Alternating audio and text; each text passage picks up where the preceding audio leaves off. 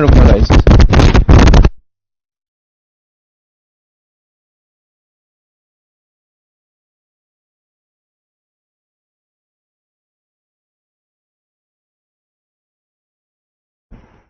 Hello hello.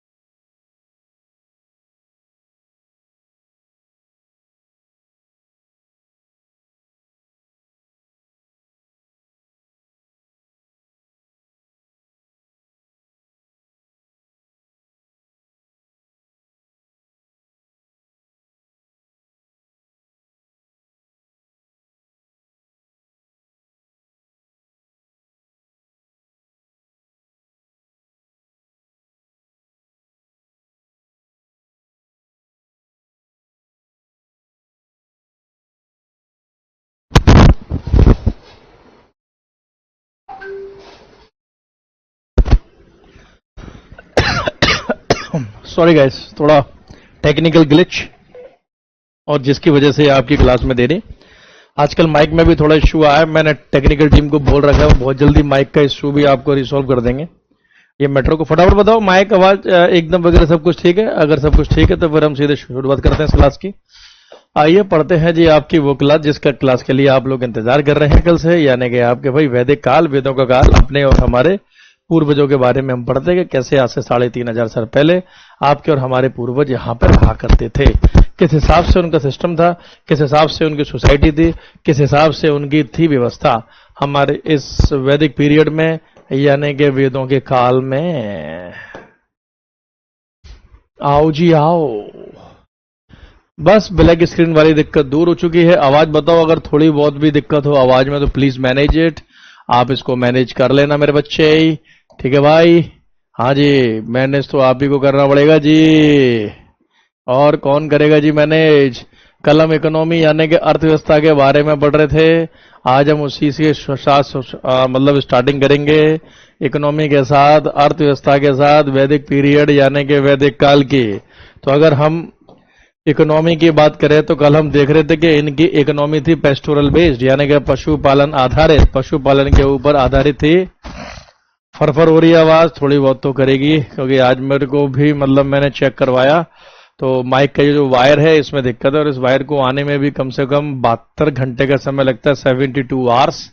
और अभी studio में या टीम में मतलब इसका एक्स्ट्रा वायर नहीं है क्योंकि ये माइक ही मतलब बाहर से आता है, ठीक है? तो इसलिए इसका वायर भी बाहर से ही आएगा, 72 आवर्स का टाइम लगता है। तो मेरे पास ऑप्शन थे कि या तो मैं इस क्लास को ऑफ कर दूं। अब आप मेरे को बताओ, अगर वाकई में क्लास में आपको माइक में बहुत दिक्कत हो रही है तो मैं आज क्लास ऑफ करता हूं, या अगर आप मैनेज कर सकते हैं तो फिर मैं लगातार पढ़ाता हूं। जल्दी से कमेंट करके मुझे अभी के अभी बताएं क्या करना है, मैं आप लोगों के साथ हूं जी। आशीर्वाद आप सभी को, आशीर्वाद।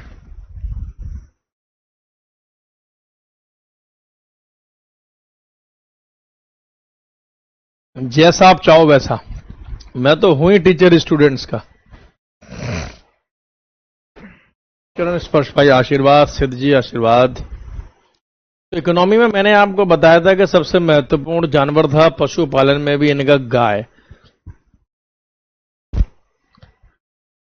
रूपांशी लिखती है मैनेज कर सकते हैं, शाबाश खान लिखता है नहीं सर पढ़ाइए, अरे नहीं सर पढ़ाइए या फिर सर नहीं आप पढ़ाइए, अरे वो समझ में नहीं आ रहा।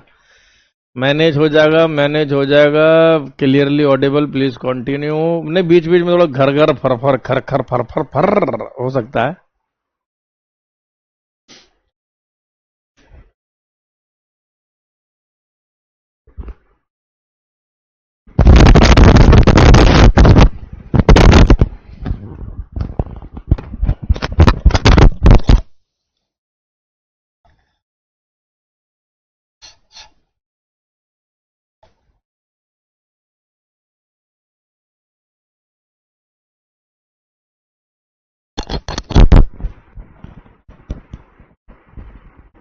हाँ जी, सहेंगे, चलो सहन करो।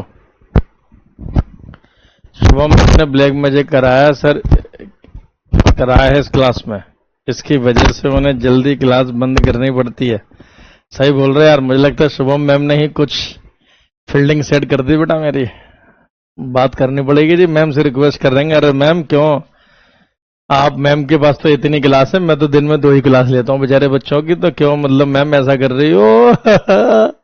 तो इकोनॉमी में आप लिख लो काउ वॉज द इम्पोर्टेंट, तो आप लिख लो गाय के बारे में आज हम पढ़ेंगे। हेडिंग डालो cow. Cow was the most important animal of this period, वैदिक काल की सबसे महत्वपूर्ण जानवर थी काउ यानी कि गाय। और क्यों महत्वपूर्ण थी तो लिख लो cow was medium of exchange, गाय विनिमय का साधन थी। गाय दो कुछ भी ले लो, मतलब cow was the medium of exchange, गाय विनिमय का साधन थी।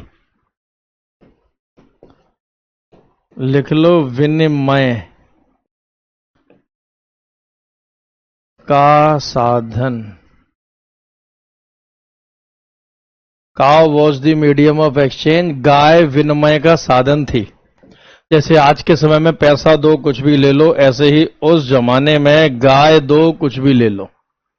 समझ रहे हो? कुछ भी मतलब कुछ भी, गाय दो कुछ भी ले लो।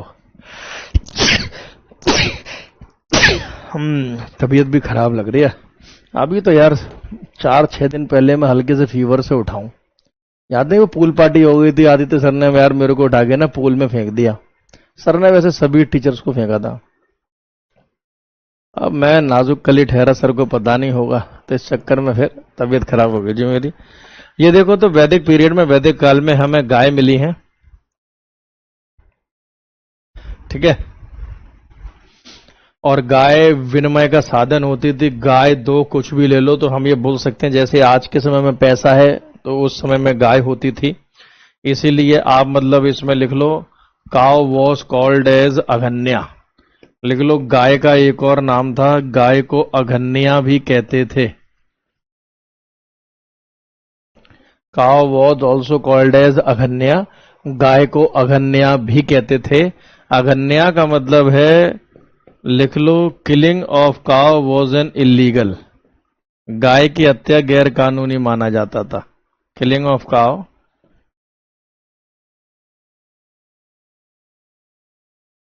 Was an illegal.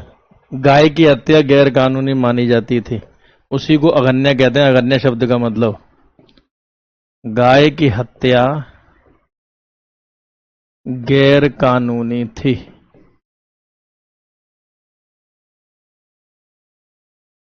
छापो। तो ये स्लाइड, आज की पहली स्लाइड आपके लिए बहुत महत्वपूर्ण है। गाय की बात हो रही है और आपको पता है कि इंडियन कल्चर के हिसाब से, भारतीय संस्कृति के हिसाब से गाय हमारी माता है, हमको कुछ नहीं आता है, बैल तुम्हारा बाप है, नंबर देना पाप है। हाँ शैलेंद्र कुमार जी, बिल्कुल। नाजुक कली इधर चली या उधर चली, नाजुक कली।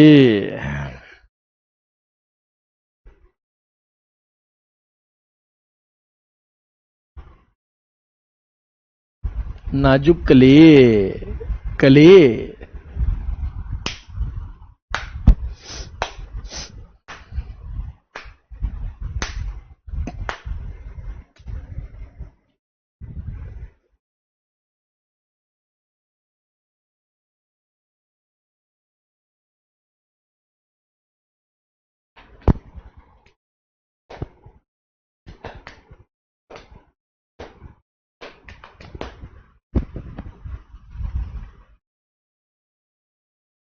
ठीक है, लिख लो। गाय के बारे में एक फैक्ट और है, इमेज के साथ ही लिखेंगे तो और मजा आएगा। गाय के बारे में एक फैक्ट और है। क्या फैक्ट है जी? वो फैक्ट ये है कि गाय की देखभाल करने वाले को क्या कहते थे? लिख लो, केयर टेकर ऑफ काउ। जो गाय की देखभाल करता था, देखभाल मतलब नहलाता था, धुलाता था, दूध निकालता था, साफ सफाई करता था। तो जैसे आज के समय में तो हम क्या बोलते हैं, ग्वाला है ये, ग्वाला। तो उस समय गाय की देखभाल करने वाले को कहते थे जी, लिख लो, दुल्हित्री। उसे दुल्हित्री कहा गया है, याद रखना जी। गाय की देखभाल करने वाले व्यक्ति को दुल्हित्री कहा गया। मतलब आज के समय का ग्वाला उस समय का दुल्हित्री हुआ करता था, दुल्हित्री। एक और बात जी, एक और बात, जो सबसे, जैसे आज के समय में जिसके पास सबसे ज्यादा पैसा वो सबसे ज्यादा अमीर, जैसे कि अंबानी, अदानी। इसी प्रकार से उस समय में जिसके पास सबसे ज्यादा काव, सबसे ज्यादा गाय होती थी, वो सबसे ज्यादा अमीर होता था। सर आपको जितना स्टार दें उतना ही कम। थैंक यू मेरे बच्चे सनी यादव, थैंक यू। तो लिख लो आप, मोस्ट प्रॉस्पेरस पर्सन। ये सब क्वेश्चन छपेंगे। सबसे अमीर व्यक्ति को क्या बोलते थे? खुद अपने हाथों से लिखा रहा हूं जे, मोती जैसे अक्षर। सबसे अमीर व्यक्ति सबसे अमीर व्यक्ति को आप लिख लो गोमत कहा जाता था। सबसे अमीर व्यक्ति को गोमत कहा जाता था। तो आज के समय का अंबानी उस समय का गोमत है, आज के समय का ग्वाला उस समय का दुल्हित्री है, और आज के समय का पैसा उस समय का गाय है, गाय गाय। अरे यार जुकाम हो गया, लगता है आज मुझे स्विमिंग करके आनी पड़ेगी। तैर के आऊंगा आज, बनूंगा बेटे जल परी। अरे इंस्टाग्राम पे फॉलो कर लेना, दीपक दास शर्मा के नाम से मेरी इंस्टाग्राम आईडी है, वहां पर मैं तैरने वाला वीडियो डालूंगा अपना, स्टाफ से बोल के अपलोड करवा दूंगा। स्टाफ तो साथ में जाता ही है तैरने, बोल दूंगा भाई जब भी सही लगे क्लिप बना के डाल देना। तो दीपक दास शर्मा, वैसे तो वो खुद ही डाल देते हैं, उन्हें बोलने की आवश्यकता नहीं पड़ती। दीपक दास शर्मा के नाम से इंस्टाग्राम आईडी है, और जीएस बाय दीपक शर्मा के नाम से मेरा टेलीग्राम चैनल है। ये दो आप मतलब ज्वाइन कर सकते हैं, ठीक है। और जीएस बाय दीपक शर्मा के नाम से मेरा यूट्यूब भी है, ठीक है। तो आप यहां पे मतलब मेरे को फॉलो कर सकते हैं मेरे बच्चों। तो गाय सबसे महत्वपूर्ण होती थी, लेकिन फिर भी उसके बावजूद भी ये लोग खेती में भी विश्वास रखते थे। तो मैसेज तो सर आप देखते ही नहीं, कहां नहीं देखते? इंस्टाग्राम पे या बेटे कहां? लिखो आप लिख लेना, इन वैदिक period they also believed in agriculture. लिखो ये खेती में भी विश्वास रखते थे, खेती भी करते थे। पहला काम पशुपालन था, और लेकिन इकोनॉमी में आप खेती भी पढ़ें तो जाहिर सी बात है, अगर आप खेती पढ़ रहे हैं तो खेती में हमें कुछ मिली होंगी फसल, कुछ हमें क्रॉप्स मिली होंगी ना, है? कुंदन कुमार लिख रहे किए सर फॉलो, ठीक है। तो यहां आप एक तरफ तो लिख लो क्रॉप, अरे फसल यानी फंस लें, अभी तक अगर नहीं फंसे हैं तो फंस लें, फंस लें। और यहां लिख लो उन फसलों के वैदिक नेम यानी कि वैदिक काल के नाम। वाह वाह वाह, क्या बात है सर। वैदिक नेम यानी कि किस फसल को वैदिक काल में क्या कहते थे। वाह दीपक सर वाह, छा गए जी आप।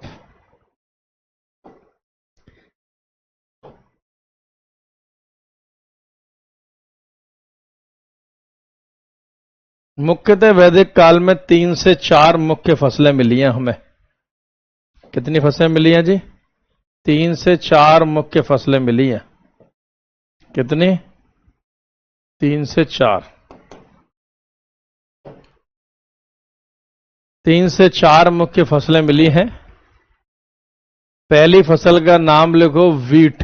अरे गेहूं, वीट यानी गेहूं। लेकिन गेहूं को ये गेहूं नहीं बोलते थे, गेहूं को बोलते थे, लिख लो वैदिक काल में गोधूम।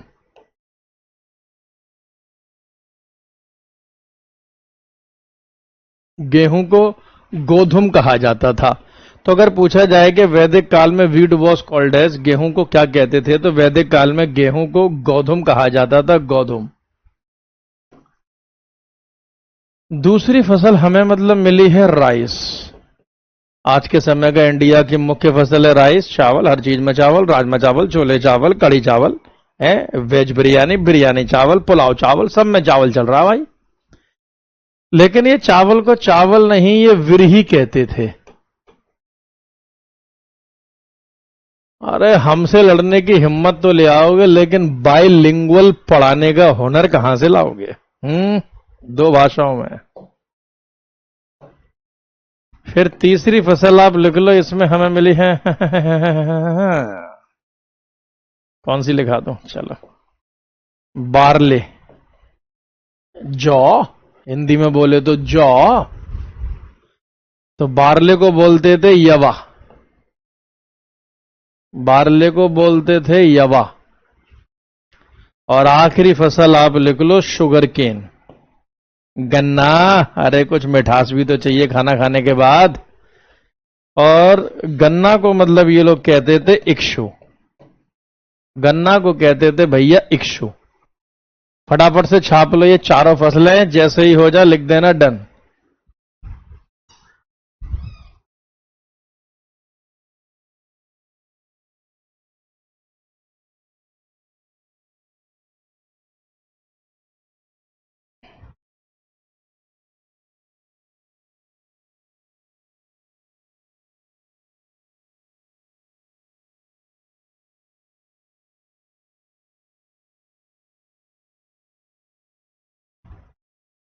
इक्षु। डन। अच्छा,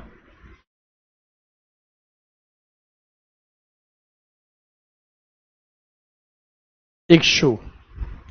अरे एक से गन्ना नहीं बनता, तो एक से मतलब इक्षु बन गया। इक्षु लग रहा है जैसे भिक्षु। चलो अब बताओ, अगर आप इतने इंटेलिजेंट हो, जो कि हो, मुझे आप पे विश्वास है, तो बताओ इन सभी में मोस्ट इंपॉर्टेंट क्रॉप कौन सी होती थी?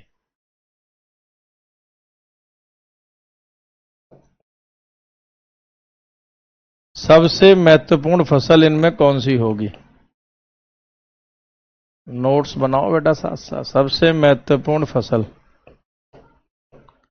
मोस्ट इंपॉर्टेंट क्रॉप, सबसे महत्वपूर्ण फसल इनमें से कौन सी थी, इन चारों में से?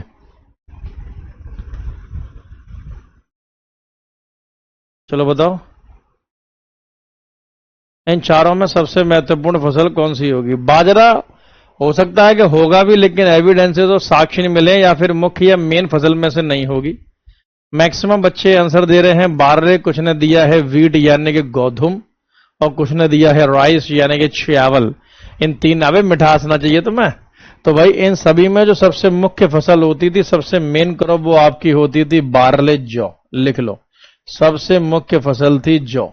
सबसे ज्यादा उपयोग वैदिक पीरियड या वैदिक काल में जो हुआ, वो जौ का हुआ है, क्योंकि जौ का इस्तेमाल पूजा पाठ, यज्ञ, वेदिका, अग्नि के लिए होता था। ओम बम बम भूमा फट स्वाहा, इस प्रकार से इस्तेमाल हुआ है आपके किसका? जौ का या फिर बारले का। तो बारले सबसे महत्वपूर्ण फसल हुआ करती थी। इस बात को आप अपने जहन में, अपने जीवन में उतार लेना मेरे भैया। इसी बात पर आप लिखो कि हमें आर्यों की इकोनॉमी में मेटल्स भी मिले हैं, धातु भी मिले हैं। तो एक तरफ आप यहां लिखो जी मेटल्स, धातु, धातु, और एक तरफ आप मतलब यहां लिख लो वही वैदिक नेम, यानी कि वैदिक काल में किस धातु का नाम क्या था? वैदिक नेम यानी कि वैदिक काल में किस धातु का नाम क्या था?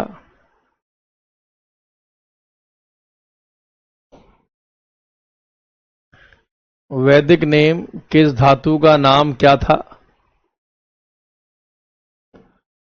तो अगर हम बात करें, जो कि हम बात करेंगे,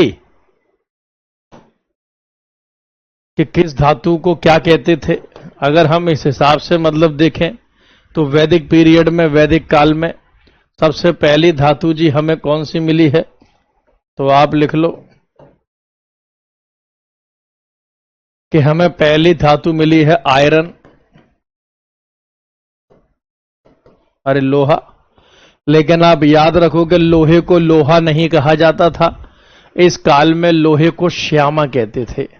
वैदिक काल में लोहे को लोहा नहीं, बल्कि श्यामा कहा गया है।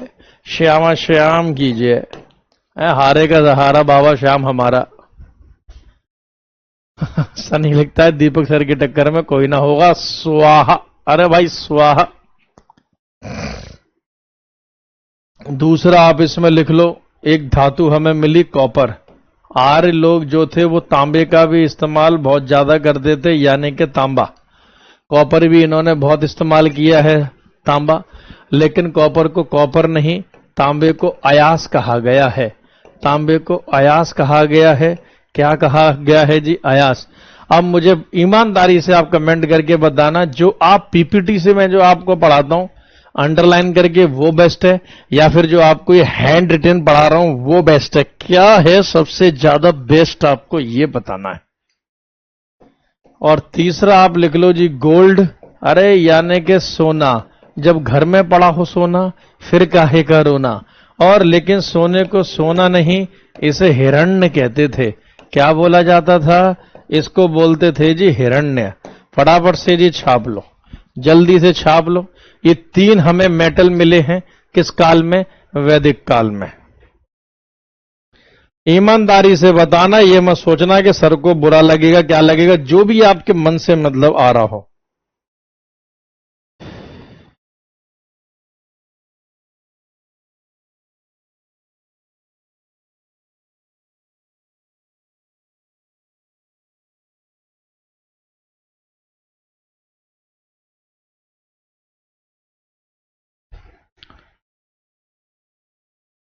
PPT good but head writing best. चलो वैसे मैक्सिमम सारे बच्चों ने कहा है। अरे यार ये कौन खतरनाक बच्चा है ये जिस बच्चे ने कमेंट करा है ये लगता है मेरा कोई पुराना चावल है, ये मेरा ही कोई स्टूडेंट पुराना चावल ऐसा कमेंट कर सकता है। एक बच्चा लिखता है, इंद्रजीत बार लिखता है when you getting gold, bracket में लिखता है दीपक सर वाई गो फॉर तांबा। यार ये तो मैं अक्सर यूट्यूब की क्लास में भी मतलब बोलता हूँ, या ऐप में हिस्ट्री पढ़ाता था मैं आरजी में जब मैं पढ़ाता था तो अक्सर मतलब काफी टाइम पहले यही सॉन्ग बोलता था कि when you getting gold why go for तांबा। देखो ये तो है, हैंड रिटन का तो खैर कोई ऑप्शन ना, कोई सब्स्टिट्यूट नहीं है, ऑलवेज हमेशा पूरी लाइफ में आज भी और आगे भी। हैंड रिटन में ये तो है कि टीचर अपना पूरा 100% देता है, सोचता है और सोचते वक्त वो ये समझता है कि मुझे अपने बच्चों को और कैसे बेस्ट कराना है। अब यहां से वही क्वेश्चन बनता है जी, एक क्वेश्चन आपका वही बनता है जो आप सोच रहे हो। अरे बिल्कुल वही बन रहा है जो आप सोच रहे हो, मैं इससे इनकार नहीं करूंगा। एक क्वेश्चन आपका वही बन रहा है जो आप सोच रहे हो, एक क्वेश्चन आपका वही बन रहा है जो आप सोच रहे हो कि इन सभी मेटल में, इन सभी धातुओं में बताओ मोस्ट यूज्ड मेटल वैदिक काल में सबसे ज्यादा किस धातु का इस्तेमाल हुआ है? जरा फटाफट से आंसर बताओ। सबसे ज्यादा प्रयोग की गई धातु, बताओ जरा answer. Most used metal in this period, वैदिक काल में। इनमें जैसे हमने एक फसल से क्वेश्चन बना वैसे इससे भी बनेगा। आधे बोल रहे हैं आयरन और आधे बोल रहे हैं कॉपर। देखो गोल्ड आपने नहीं बोला, बिल्कुल ठीक किया। सोना आज भी इतना महंगा, पहले भी इतना महंगा था कि सबसे ज्यादा इस्तेमाल नहीं होगा। तो इन सभी में जो सबसे ज्यादा इस्तेमाल होता था दैट इज द कॉपर यानी कि तांबा। वैदिक काल में या आर्यों के काल में सबसे ज्यादा अगर यूज्ड मेटल कोई था दैट इज द कॉपर, तांबा। एग्जाम में वो तांबे की जगह आपको अयास भी लिख के दे सकता है, दैट वाज द अयास। तो सबसे ज्यादा तांबे का इस्तेमाल हुआ। लेकिन आप यहां एक नोट बनाकर मतलब पॉइंट लिखें, iron was introduced by Aryans in India. लिख लो, भारत में लोहे का प्रयोग सबसे पहले आर्यों ने ही शुरू किया। ठीक है, लोहे का प्रयोग आर्यन ने शुरू किया।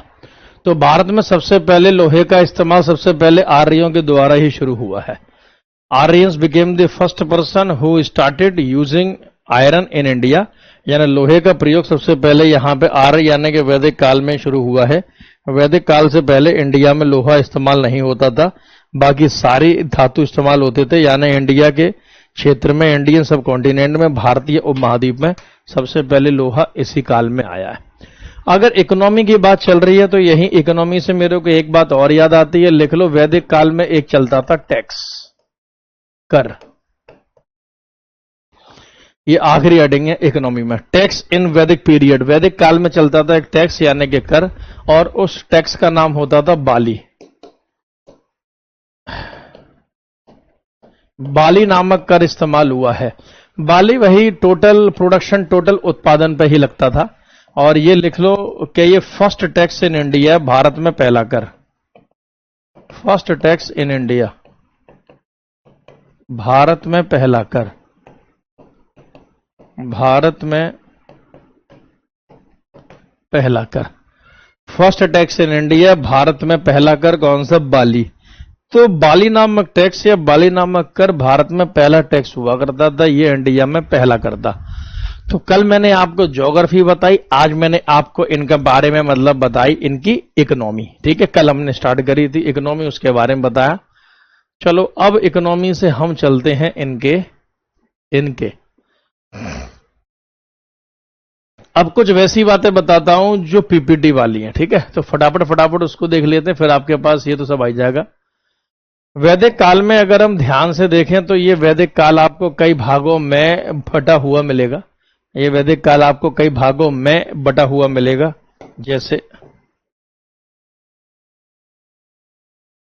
देखो जी, जैसे वेद और उपवेद। अगर आप वेद और उपवेदों की बात करें तो मैं आपको बता देता हूं कि उपवेद का मतलब होता है व्यवहारिक ज्ञान, यानी कि जब उस ज्ञान को लोगों के बीच में उतारा जाता है तो हम उसे वेद उपवेद कहते हैं। तो वेदों में चार, यानी ऋग्वेद में, मतलब इन सभी चार वेद हैं, चार वेदों के चार उपवेद हैं।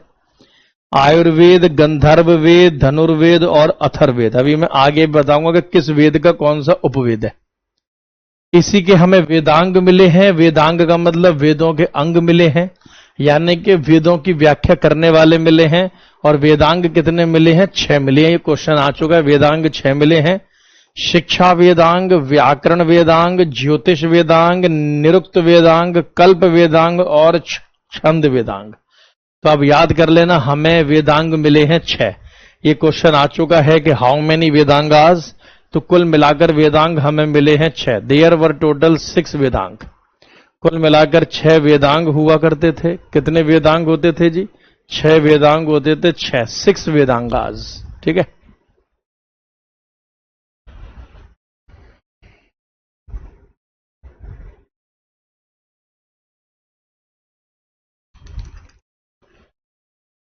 ओके, फिर हमें वेदों के अंदर उपनिषद मिले हैं। याद रख लेना, एक क्वेश्चन उपनिषद से भी आता है। ये सब आपको क्वेश्चन देखने के लिए मिलेंगे, तब आपको एग्जाम में फिर मैं याद आऊंगा। फिर वेदों के अंदर उपनिषद भी आते हैं। और अगर उपनिषदों की हम बात करें तो उपनिषदों को कहा गया है फिलॉसफी ऑफ वेदास। ये वेदों के दार्शनिक यानी के दर्शन शास्त्र हैं। आप ऐसे समझो कि सारे उपनिषद हिंदुज्म के ऊपर बेस्ड हैं, हिंदू धर्म की व्याख्या करते हैं। तो it is about the Hinduism. ये हिंदुओं के बारे में, हिंदू धर्म के बारे में है। कुल मिलाकर कितने उपनिषद मिले हैं? तो 108, 108 उपनिषद मिले हैं। We found total 108 Upanishad in our Vedas, यानी कि ऋग्वेद में या वेदों में कुल मिलाकर हमें 108 उपनिषद मिले हैं। उपनिषद शब्द का मतलब अगर आपसे पूछ लिया जाए कि भैया ये जो उपनिषद शब्द है इसका मतलब क्या होता है, तो ये भी देखो जी कि उपनिषद शब्द का अगर आपसे मतलब पूछ लिया जाए तो उपनिषद शब्द का मतलब होता है समीप बैठना, पास बैठकर सुनना। Sitting down by the side, पास बैठना, समीप बैठना, मतलब ऐसा ज्ञान जो गुरु के पैरों के पास बैठ के लिया जाता हो। ऐसा ज्ञान जो गुरु के पैरों के पास बैठ के लिया जाता हो उसे उपनिषद कहा जाता था। ठीक है, गुरु के पैर के पास बैठ के लिया जाता हो। अब तो कहीं बच्चा अलग अलग ज्ञान ले रहा है, कोई लेट के ज्ञान ले रहा है, कोई ऐसे टेक कर क्लास देख रहा होगा, कोई कहीं चेयर पे ही बिल्कुल अंदर टेबल में घुस गया होगा, कोई चलते चलते ज्ञान ले रहा होगा, कोई बस में बैठ के वीडियो देख रहा होगा। ठीक है, तो इसीलिए अब ज्ञान यूं आता है और यूं निकल जाता है, यूं आता है और यूं निकल जाता है ज्ञान। ठीक है, पहले गुरु के पैरों के पास बैठते थे, गुरु वहीं चमकाता रहता था, दे दे दे बताता था उसको। ठीक है, ये तो है शैलेंद्र। और इन सभी उपनिषदों में एक फेमस उपनिषद हमें मिला है, लिख लो, एक मशहूर उपनिषद मिला है। फेमस उपनिषद का नाम लिख लीजिए। इन 108 उपनिषदों में जो आपको याद करना है, सुना भी होगा,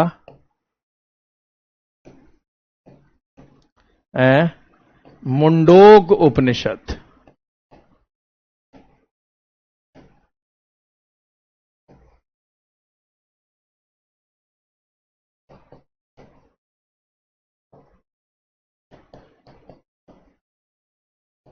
मुंडोक उपनिषद। और मुंडोक उपनिषद से हमने लिया है एक शब्द, इसी से लिया है, मुंडोक उपनिषद से ही लिया है शब्द, एक वर्ड लिया है, सत्यमेव जयते। तो मुंडोक उपनिषद से ही लिया गया है शब्द सत्यमेव जयते। ठीक है, सत्य की ही जीत होती है, जो भारत सरकार का आदर्श वाक्य है। पॉलिटी में आप पढ़ोगे, motto of government of India, Bharat सरकार का आदर्श वाक्य सत्यमेव जयते। भारत सरकार का आदर्श वाक्य सत्यमेव जयते, यानी कि सत्य की ही जीत होती है। सत्य की ही जीत होती है, सत्यमेव जयते। ठीक है।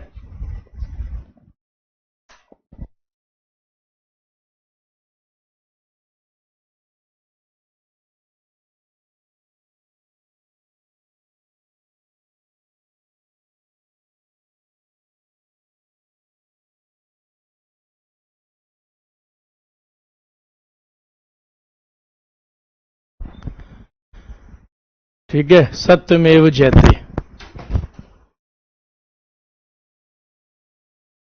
अभी अगर डाउन हो जाए, मतलब जैसे चलते चलते वीडियो कट जाए या बंद हो जाए तो परेशान मत होना। ठीक है, थोड़ा पावर कट का इश्यू है, तो इसलिए डोंट बी वरीड, परेशान नहीं होना है आपको। वैसे तो पावर बैकअप है, लेकिन कई बार क्या है कि बिना पावर बैकअप के बहुत देर तक क्लास चलती है।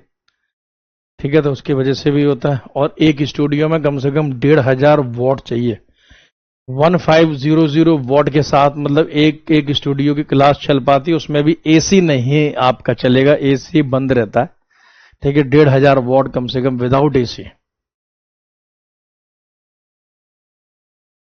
सर वेद का भी इंसल्ट हो रहा है आज के सिनेरियो में। बिल्कुल हो रहा है, क्यों नहीं हो रहा भाई। तो सत्यमेव जयते नामक शब्द हमने उपनिषद यानी कि मुंडक उपनिषद से ही प्राप्त करे हैं। ये मैंने आपको इसलिए बता दिया, अगर पढ़ते पढ़ते वीडियो बंद हो जाए फिर आप लोग परेशान बहुत जल्दी हो जाते हो। इस टेबल को जरा आप देखो, इस टेबल को जब आप देखोगे तो आप जरा देखो जी, इस टेबल को आप देखो।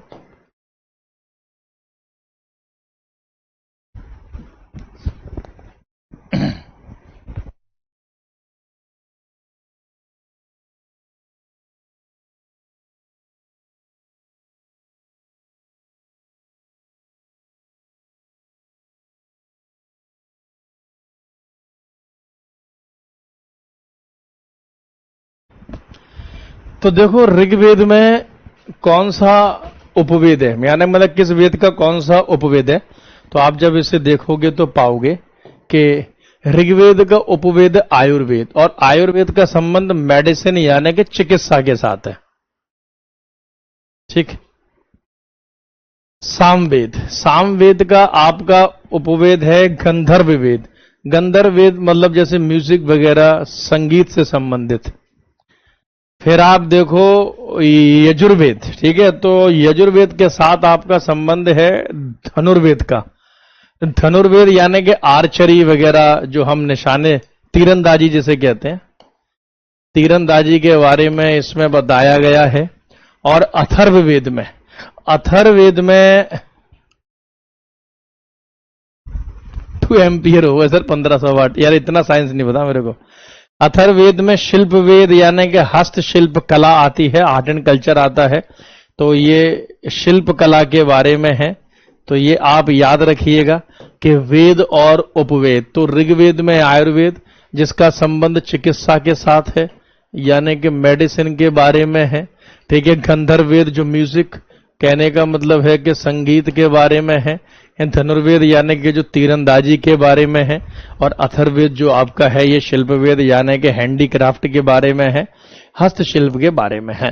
वैदिक काल के अगर हम पॉटरी की बात करें यानी कि मिट्टी के बर्तनों की बात करें, तो एक क्वेश्चन थोड़ा सा यहां से भी बनता है, इसको भी जरा आप ध्यान से देखो कि वैदिक काल में अगर हम पॉटरी की बात करें, ठीक है, मिट्टी के बर्तन की मतलब बात करें, तो मिट्टी के बर्तन लगभग इनके यहाँ 2 से 3 प्रकार के मिट्टी के बर्तन पाए जाते थे, जो कि वैदिक काल के लोगों ने इन्हें मतलब इस्तेमाल किया, इनका प्रयोग किया। कुछ इस प्रकार के मिट्टी के बर्तन वैदिक काल के लोगों ने मतलब यूज में लिए या फिर इस्तेमाल करे हैं, जो आपको स्क्रीन पे दिखाई दे रहे हैं। देख रहे हैं sir, you did not do questions of IVC topic, please do sir. IVC topic और वैदिक टॉपिक दोनों चैप्टर के एक साथ क्वेश्चन होंगे, तो इसलिए वैदिक चैप्टर आपका खत्म हो जाएगा कल। तो कल आपका ये चैप्टर भी खत्म हो जाएगा और कल मैं इसके आपको क्वेश्चन भी कराऊंगा। ठीक है, तो कल ही आपका चैप्टर, कल ही आपका क्वेश्चन है। अगर ये कल चैप्टर खत्म थोड़ा लेट हुआ तो इसका क्वेश्चन हम करेंगे परसों। तो एक तो ग्रे वेयर मतलब बर्तन मिले हैं। ग्रे वेयर मतलब धूसर रंग के, यानी ग्रे कलर के मिट्टी के बर्तन हमें प्राप्त हुए हैं। ये देख लो, ये रहे ग्रे कलर के मिट्टी के बर्तन, धूसर रंग के मिट्टी के बर्तन हमें मतलब प्राप्त हुए हैं। ठीक है, ये इनकी बहुत खास बात है। पेंटेड ग्रे वेयर भी मिले हैं, यानी पेंट हुए, जिन्हें पीजीडब्ल्यू भी कहा जाता है। एग्जाम में ये पीजीडब्ल्यू के नाम से ही पूछा जाएगा। एग्जाम में ये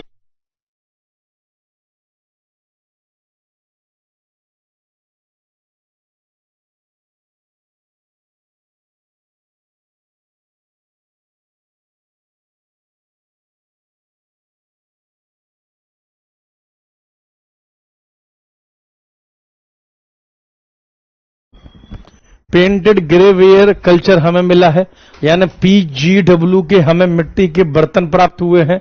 पीजीडब्ल्यू याद रखना, एग्जाम में पीजीडब्ल्यू ही पूछा जाएगा। पीजीडब्ल्यू की फुल फॉर्म है पेंटेड ग्रे वेयर। ठीक है, पेंटेड ग्रे वेयर, तो याद रखिएगा पेंटेड ग्रे वेयर संबंधित है।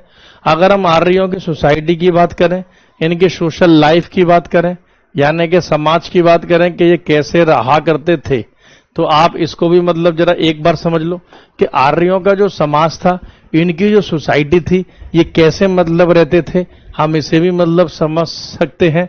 तो इनकी जो सोशल लाइफ है वो दो भागों में बटी हुई है, एक अर्ली वैदिक और एक लेटर वैदिक में। तो अर्ली वैदिक पीरियड में, यानी शुरुआती वैदिक काल जो है, जो इस समय से लेकर इस समय के बीच में मतलब रहा, आर्यंस लिव्ड इन विलेजेस। वैसे ये पूरे टाइम गांव में ही रहे हैं। ठीक है, और हेड ऑफ द विलेज, यानी गांव का जो मुखिया होता था उसे ग्रामीणी कहा जाता था। गांव के मुखिया को हम ग्रामीणी कहते थे। और काफी सारे गांव मिलकर बनाते थे विशा। ठीक है, यानी बहुत सारे गांव को मिलाकर कहते थे विशा, जैसे आज के समय में बहुत सारे गांव को मिलाकर हम कहते हैं तहसील। और जो विशा का जो अध्यक्ष होता था, यानी कि बहुत सारे गांव, जैसे आज के समय में क्या है, तहसील का अध्यक्ष है तहसीलदार, ऐसी एक विशा का अध्यक्ष होता था विशापति। ठीक है, विशा का अध्यक्ष होता था विशापति। बहुत सारे विशा मिलकर बनाते थे जन, बहुत सारे विशा मिलकर बनाते थे जन, याद रखिएगा। और राजन और king was the head of the जन। जो राजा होता था, जो भी होता था किंग, जिसे कहते थे राजन, वो उस जन का मुखिया होता था, वो उस जन का मुखिया होता था। Family was the fundamental unit of the society, यानी कि इस समाज का जो मूलभूत इकाई है वो परिवार माना गया। यानी कि समाज की शुरुआत फैमिली से होती थी, परिवार से मतलब होती थी। ठीक है, और ये समाज पेट्रियार्कल था, ये समाज पितृसत्तात्मक समाज था, यानी कि head of the family was the father. जैसे कि इंदस वैली सिविलाइजेशन में head of the family was a mother, या head of the family was a father. Santosh Kumar ji Deepak Das Sharma के नाम से इंस्टाग्राम आईडी है मेरे बच्चे, अभी बताया तो था आपको, दीपक दास शर्मा के नाम से इंस्टाग्राम आईडी है।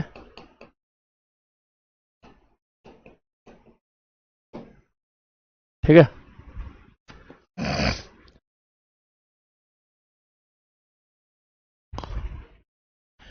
अभिषेक शर्मा लिखता है, hello sir, today is my first class and I had bought this batch yesterday, please help on backlog completion. Backlog completion में आप ऐसे कर सकते हैं कि डेली बेसिस पे लाइव क्लास देखो, और जो टाइम रह जाए उसमें कम से कम 2 से 3 वीडियो देखो, टाइम को इंक्रीज करके। तो 1-1.5 मतलब आप करीबन 5 दिन के अंदर तो हिस्ट्री के बराबर पहुंच जाओगे, और ज्योग्राफी की बराबरी, खैर आप क्या करोगे, क्योंकि अब तो ज्योग्राफी वहां पे एंडिंग पर ही है, तो वो तो आप जितनी देख सकते हो देखो, आपको स्पीड इंक्रीज करके ही वीडियो देखनी पड़ेंगे मेरे बच्चे। तो हम यहां पर इस कहानी से ये समझ सकते हैं कि एक तो होता था, अगर हम देखें गांव, ठीक है, एक मतलब होता था गांव, ठीक है, एक होता था ग्राम, ग्राम बोले तो गांव, बहुत सारे ग्राम मिलकर आपके बनाते थे विशा, और बहुत सारे विशा मिलकर आपके बनाते थे जन। इस प्रकार से इनका मतलब स्ट्रक्चर था सोसाइटी का, यानी कि समाज का। और गांव में भी बेसिक यूनिट फैमिली होती थी। तो आप ये बोल सकते हो परिवार, परिवार से गांव, गांव से विशा, और विशा से जन। यही जन आगे चल के हो जाएंगे जनपद। ठीक है, और यही जनपद हो जाएंगे आगे चलकर एक चैप्टर महाजनपद, जो 16 महाजनपद जो हमें मिले हैं। ठीक है, oldest member of the family was its head called गृहपति या कुलपति। परिवार के सबसे बुजुर्ग व्यक्ति परिवार का मुखिया होता था। जो भी सबसे एजेड होता था वो मुखिया होता था, और उसी को हम कुलपति या फिर गृहपति कहते थे। उसी को हम गृहपति या फिर कुलपति कहते थे वैदिक काल में। ठीक है, गृहपति की अगर मौत हो जाए तो उसके बाद उसके सबसे बड़ा बेटा जो होता था वो गृहपति बन जाता था, वो गृहपति बन जाता था। Women were allowed to attend the assembly and enjoyed equal rights, यानी महिलाओं को सभा में भाग लेने का हिस्सा था और लगभग उनके पास एक समान अधिकार हुआ करते थे। ये बहुत अच्छी बात है। आज भी हम महिलाओं को एक समान अधिकार नहीं दे पाए हैं। महिलाएं सभाएं, समिति, ऑर्गेनाइजेशन, मीटिंग, सम्मेलन, इन सब में भाग ले सकती थी। तो सभा और समितियों में महिलाएं हिस्सा ले सकती थी, और पुरुष मतलब पुरुष जितना राइट नहीं था लेकिन फिर भी कुछ समान अधिकार थे। ठीक है, याद रखिएगा। समिति और सभाओं में महिलाएं हिस्सा ले सकती थी, यही स्लाइड इस पॉइंट को मतलब समझाना चाह रही है। ठीक है, सभा और समितियों में महिलाएं हिस्सा ले सकती थी। चलो, पोजीशन ऑफ विमेन की अगर हम बात करें तो देखो, अगर वैदिक काल में हम महिलाओं की स्थिति की बात करें तो आप महिलाओं की स्थिति की बात देखें जरा, कि इस काल में अर्ली वैदिक पीरियड में, यानी कि शुरुआती वैदिक काल में 1500 ईसा पूर्व से लेके आपका करीबन 1000 ईसा पूर्व तक, बीसी तक, तो आप देखो women were treated as being equal with man. महिलाओं को पुरुषों के बराबर माना जाता था। इंपॉर्टेंट पॉइंट है। They took part in all religious rites, सभी धार्मिक अनुष्ठानों में महिलाएं हिस्सा लेती थी। दे वर गिवन एजुकेशन, उन्हें शिक्षा दी जाती थी। Girls had freedom the choice of husband, बहुत अच्छा पॉइंट है, स्टार बनाओ। महिलाएं अपना पति, लड़कियां अपना पति खुद चुन सकती थी। आप देखो, स्वयंवर के साक्ष्य प्राप्त होते हैं हमें वैदिक काल से। किसके प्राप्त होते हैं? स्वयंवर के साक्ष्य प्राप्त होते हैं। तो इसी से ही जब हम शादी की बात आ रही है, हस्बैंड की बात आ रही है, तो वैदिक काल में किस किस प्रकार की शादी होती थी आप जरा ये भी देख लो। एक तो देखो, मोनोगोमी तो हर समय मिली है। मोनोगैमी यानी एक विवाह मिला है, और पॉलीगैमी यानी कि बहुविवाह मिला है।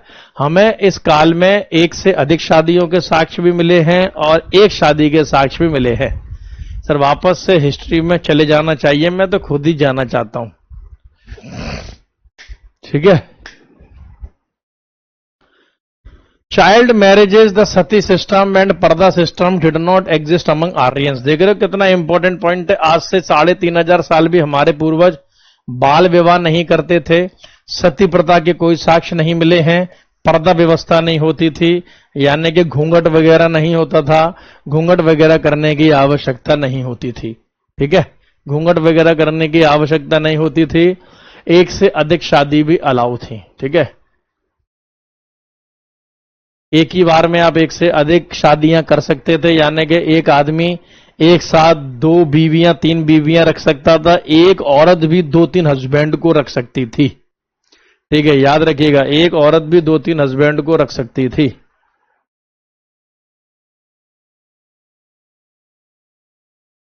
देखो, तो ये नहीं कि सिर्फ पुरुष ही शादी कर सकते थे, महिलाएं भी एक से अधिक शादी कर सकती थी। ये हमारे पूर्वजों की बहुत अच्छी बात है। थैंक यू संतोष। हाँ सर, आप हीरो लग रहे हो। थैंक यू भाई। इन अर्ली वैदिक period the society was divided into different classes. ठीक है, मतलब अलग अलग भागों में अलग अलग इसमें थे वर्ग, इसमें ये बटी हुई थी। ठीक है, आप याद रख लेना। A person could adopt any profession of his choice, कोई व्यक्ति अपने पसंद का काम चुन सकता था। Profession became hereditary with course of time, लेकिन समय के साथ साथ आपका काम आपका अनुवांशिक हो गया। शुरुआत में जैसे कि लोहार का बेटा लोहार, सुनार का बेटा सुनार नहीं होता था, लेकिन बाद में समय के साथ चलते चलते इस सिस्टम को, इस व्यवस्था को ऐसा सेट कर दिया गया कि फिर लोहार का बेटा लोहार और सुनार का बेटा सुनार हो गया। यानी हम ये बोल सकते हैं कि वैदिक काल के शुरुआत में, स्टार्टिंग में अगर हम बात करें तो इसमें जाति व्यवस्था नहीं थी, यानी कि इसमें हम बात करें तो इसमें आपके कास्टिज्म नहीं थी, कास्ट की व्यवस्था नहीं थी। ठीक है, इसमें जाति व्यवस्था के साक्ष्य प्राप्त नहीं मिले हैं जी। हमें कोई भी भेदभाव हमें देखने के लिए नहीं मिला है।